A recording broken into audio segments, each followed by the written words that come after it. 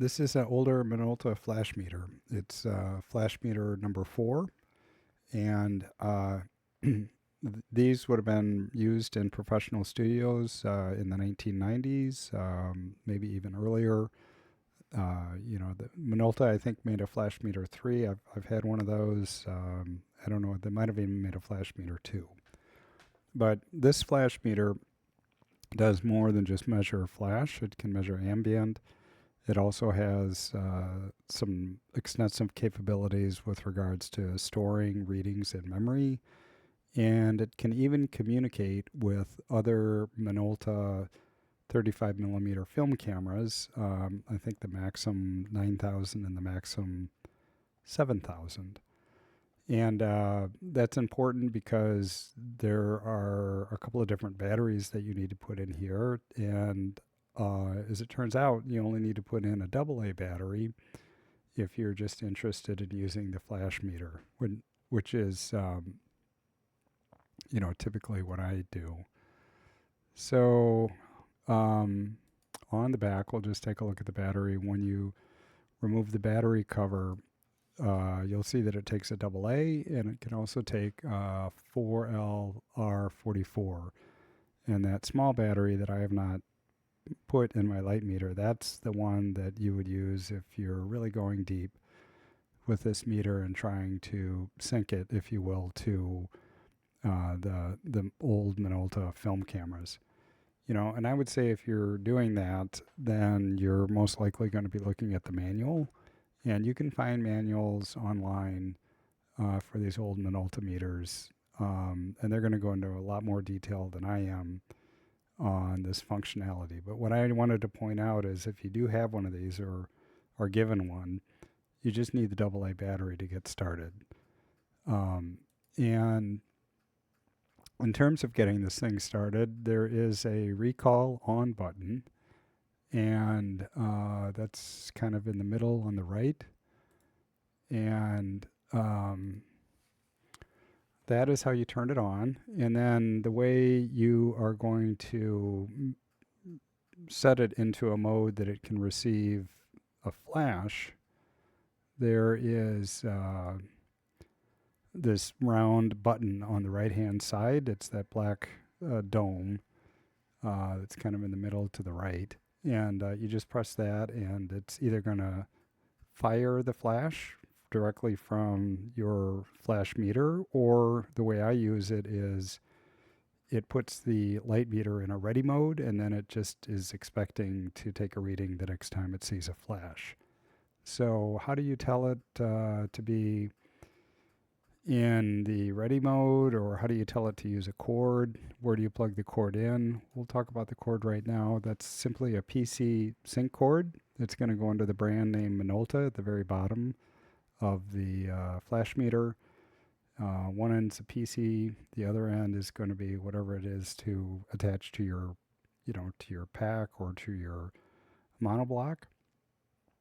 And if that is the case, then what you're going to want to do is there are these slider buttons on the right side. There's two of them, and you're going to want to set the top slider, which is right next to the kind of the flash trigger, flash ready mode button.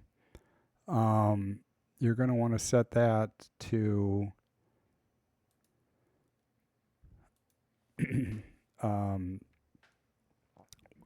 in my case, I'm setting it to non-connected. So that's this, if you look at the display here, it says, 8.0 is the f-stop. It's at 8.0 and a half. That's what the 5 means. And you can see the word NONC. So that means non-connected. If I were to slide that slider up one, it's going to say connected. And in the connected state, you need the cable to go between, your flash meter and your flash. And if you put it all the way to the top, it's going to be in something called ambient, which is how you're going to use it if you want to take, non-flash meter readings. So that kind of is the top slider button. The bottom slider button is used to set time or ISO, or if you want to, you can set the f-stop. And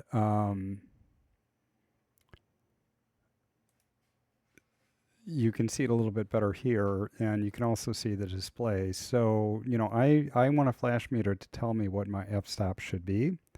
So what I end up doing is I'll flip that switch up so that it says time, and the little white triangle will match up with time. Right now in this photo, it's set to ISO, and then you can use another toggle switch, which you can see kind of in the right middle. It's got those two little diamond or triangles for toggling up or toggling down in value. And you can set the time. I set it to my sync speed or a little bit below my sync speed, and I set the ISO to what I have the ISO on my camera set to, and then I let the flash meter solve for what the f-stop should be. And I guess while we're here, in numerically, it says that it's f8 and a half. It's going to go, in increments of 1/10. So f8, and then it's going to go, 1 to, I think, 9 or 0. There's also an analog scale at the top that you can see. So, it goes to, at 1, 1.4, 2, 2, 8, 4, 5, 6, 8, 11. And right now it's between 8 and 11. Actually, halfway between 8 and 11. So, different ways to kind of get the reading for what the f-stop should be based on the display. There are some settings that are on the other side. Let's take a look at those. And what I do with this is I'm going to set it to FNO. FNO means f-stop. I think you have a choice kind of roughly between getting output in f-stops or output in EV. So I like f-stops. So on the contrast FNO slider at the top, I put it to FNO. On the FNO, and then the EXIN, I set it to FNO. And then normal or analyze, I have it on normal. And single, multi, and reset, the very bottom one, I leave it at single. So I think normal and analyze and single, multi, reset, those two might have to do with, I don't know what they do with. They might have to do with maybe the memory settings. But for me, it seems to work in leaving it in normal and leaving it in single. What else can I say about this? This meter actually allows you the opportunity to calibrate it. And in order to calibrate it, you can take the battery cover off, and that little yellow wheel that's in the right above the AA battery on the left is a small screwdriver will turn that. So you can, take it down 0.2, 0.4, 0.6 EV, or add it, 0.2, 0.4, 0.6, and increase it. So it's a negative and a positive.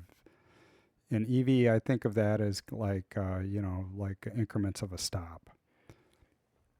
So why would you do this? Why is this feature there? Well, believe it or not, when people were shooting film, different brands of film, even though they might be rated at ISO or ASA 400, they may not shoot the same way at 400.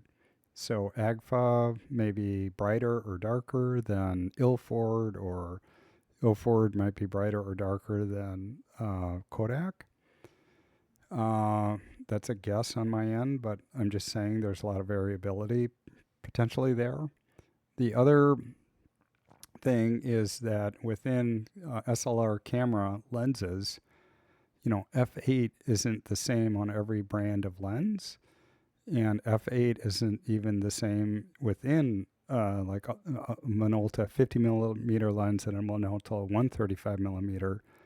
Even though it's a Minolta lens, f8 might be different between those two prime lenses. And, if you study film lenses, they don't use f-stops. They use something called a t-stop. those have been calibrated. So T8 means T8 on any brand lens. On film lenses, each manufacturer sort of determines what, you know, what they want the ISO to mean and what they want or not the ISO, what they want the f-stop to mean. Likewise, the manufacturers of film would have done the same. Anyways, I don't really get too crazy about calibrating it because I don't want to keep a log of every lens, and I don't really use this meter to tell me what to set my camera to when I take a flash. What I use the meter for is two reasons primarily. One is I'm going to use it as a reference point. Actually, for both of them, I'm going to use it as a reference point. So let's say I want to get this entire image, all four corners, to be f8.5.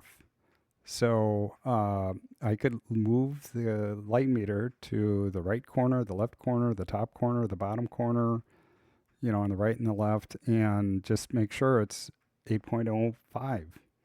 And if there's a hot spot, then I have to adjust the light. If it's too dark, I have to adjust the light or recompose the image in order to make sure that it's even across the entire scene.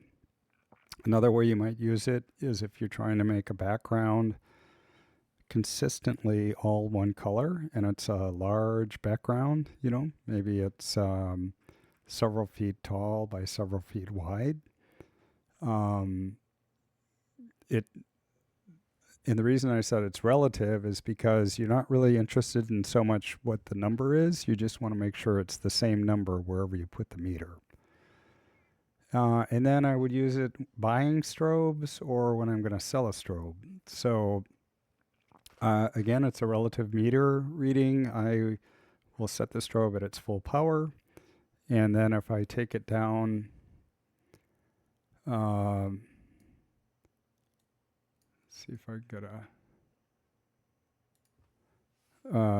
let's say the full power is, just imagine the meter says it's 8, and then I want to take it down a stop. I reduce the power by half on the pack, then I would expect to see the meter reading to be 5.6. And if I take it down another stop from there, reduce the power, I would expect it to be a meter reading of 4. And that just tells me that across the entire range of the pack or the monoblock, that, if you're doubling the power, you're getting another stop. If you're halving the power, you're losing a stop. And then if it has, the packs I use can go to a third of a stop. This meter has the ability to get down to that level of detail. So buying it, that's important to me because I know that everything on the pack power-wise is working roughly the way it needs to work. And if I were to sell it, I can sell it confidently knowing there are no issues with the way that the pack operates on a power rating. So, I guess that begs the question, well, why do I even have meters? I don't really use them that much. And the reason I have them is because they're given to me. Typically, not typically, but every once in a while when I buy strobes, I'll get the strobes. Maybe they come in a box, and lots of stuff is in the box, including occasionally a light meter. I like the Minolta meter 4, the flash meter 4, because it takes a AA battery.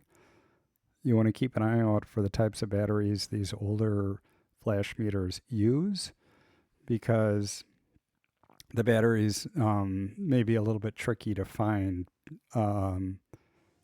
And, obviously it's not a problem to get a AA battery. So hope that helps. And again, try to find the instructions online.